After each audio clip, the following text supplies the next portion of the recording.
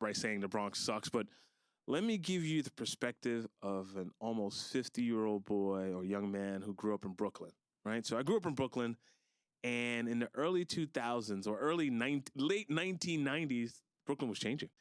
And when we would leave school, there was probably a 70% chance you were going to be robbed.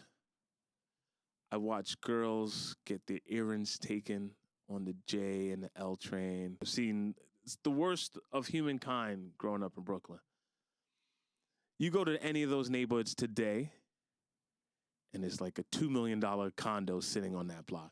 Go to Troutman Avenue today. When I was a kid, you go on Troutman Avenue, there was like a mini police station set up, bright lights. You couldn't do anything. Go on Troutman today. It's a condo building there. So that is where my perspective comes from when I talk about the Bronx, right? When I talk about the Bronx, I've witnessed, I guess, what some of you would call gentrification. That two-family on Tinton Avenue, you know, that street that you call a war zone, that two-family is going for $1 million today. In 5 years from now, that war zone that you call a war zone will be in Newburgh or Poughkeepsie. And I don't mean to be harsh about it, but it's just the reality of what I've seen happen here in the 5 boroughs when it comes to affordability. So you can either figure it out and get your piece of the Bronx, or you can get pushed out. So again, I get your perspective, and things may be tough where you live or the building that you live in. Maybe it's time to change that perspective. Right?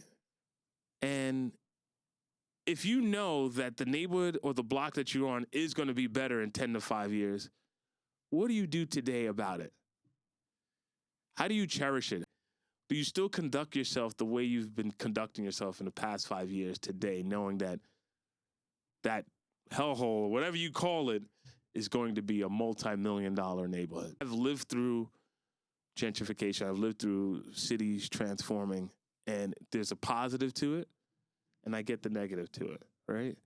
But it doesn't have to happen to you if you know what you know now.